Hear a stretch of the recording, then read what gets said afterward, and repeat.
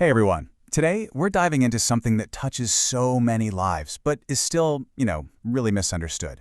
We're going to talk about depression, but not just as feeling sad. We're going to look at it for what it is, a super complex health condition, and really map out what that journey to wellness can look like. So let's get into it. All right, so let's get right to the heart of it with a huge question. What really causes depression? What's actually going on under the hood? You hear all sorts of things, right? Is it a chemical imbalance? Is it just a reaction to tough stuff happening in your life? Or is it something in your genes? Well, the truth is, there's no single, simple answer. It's not just one thing. All the research points to this idea of a really complex web. Depression isn't caused by just one factor, but by this tangled-up mix of biological, psychological, and even social things all working together. So let's try and untangle that web a little bit. Okay, so we're diving into this complex web of depression. And before we get into the nitty-gritty, I think it's important to grasp just how common this is. So, check this out. It's estimated that about 5% of adults worldwide experience depression. Think about that for a second. That's literally 1 in every 20 people. This is not some rare thing we're talking about. It's a massive global health issue, which is exactly why getting a better handle on it is so important. Generally, you can sort of bucket the causes into 3 big areas. First, you've got your biological factors. That's everything happening inside our bodies, in our brains. Then there are psychological factors, things like our thought patterns or maybe past traumas. And finally, social factors, our environment, our relationships, big life stressors. But here's the absolute key. None of these live in a bubble. They're all talking to each other. A stressful event that's social can kick off a biological response, which then messes with our thoughts. That's psychological. See, it's all one big connected system. So let's zoom in on that first category, the role of biology. We're going to take a look under the hood, so to speak, at some of the really complex systems inside our own bodies that can play a part in depression. Okay, so you might think this story starts in the brain, right? But what's really fascinating is that a huge piece of the biological puzzle actually begins somewhere else, in your gut. Yep, we're learning so much about this thing called the gut-brain axis. Basically, when the trillions of tiny bacteria living in your gut, your microbiome, get all out of whack, it can kick off this chain reaction of inflammation all over your body. And that inflammation doesn't just, hang out in your stomach. Those inflammatory signals are like little messengers that can travel all through your body. And here's the crazy part. They can even get into your brain. And once they're there, they can start to mess with the very brain circuits that are supposed to keep our moods stable. So you end up with this incredible domino effect. It starts with a messed up gut, which leads to inflammation, which then changes how your brain works, and that can show up as the actual symptoms of depression. It's just a perfect and kind of wild example of how everything in our body is connected. Now, the gut-brain thing is huge, but it's definitely not the whole story. It's just one piece of this giant biological puzzle. Our genes, for instance, they play a part. There's a gene called BDNF. You can think of it like Miracle-Gro for your brain cells. And variations in that gene can make a difference. Then you've got our stress response system, the HPA axis. Imagine it's your body's fire alarm. Well, with chronic stress, that alarm can get stuck in the on position, which is not good.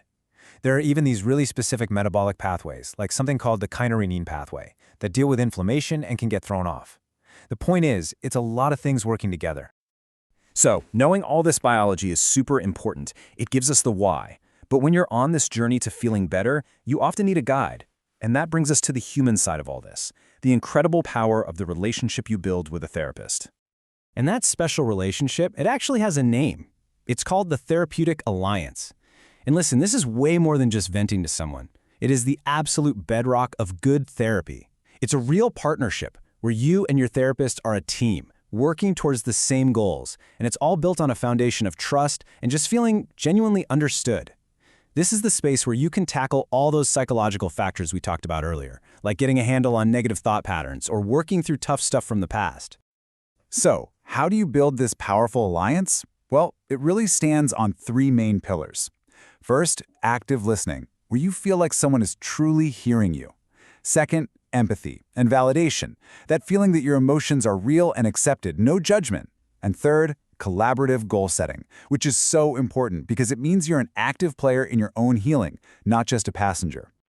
And when you have those things, it creates this incredible safe space, a place where it's okay to be vulnerable, to really dig into tough emotions and to start building new ways to cope. At the end of the day, it's a space for healing and for growth. That alliance, it's often the spark that makes real change possible. Okay, so professional help is huge, but there are also some really powerful things we can do for ourselves. So let's talk about one practice that's backed by a ton of evidence, something that can help us shift our whole perspective, even when things feel really, really heavy. I know.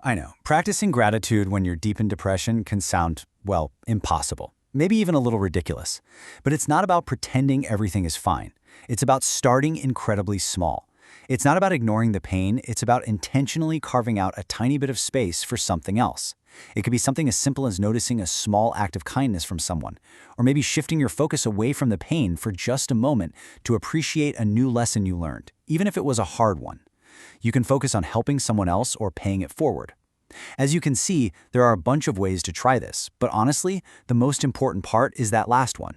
Just do it anyway, even when you don't feel like it. Start somewhere, anywhere, no matter how small. There's this fantastic quote by Melody Beatty that just nails it. Gratitude unlocks the fullness of life. It turns what we have into enough and more. That's it, right there. It's not about pretending the bad stuff doesn't exist. It's about making an active choice to also let the good stuff in. It's a way to kind of rewire your brain, and it can be a really powerful way to start taking back a little bit of control. All right, so we've covered a lot of ground here. The deep science, the importance of therapy, and a practice you can do on your own. Now, let's pull all those threads together and look at what a holistic path forward really looks like.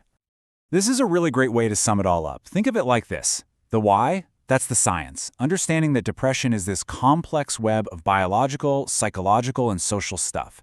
Then there's the how to get help. That's therapy. Finding a professional guide and building that solid therapeutic alliance. And finally, what you can do. That's you. That's actively using tools for yourself, like practicing gratitude.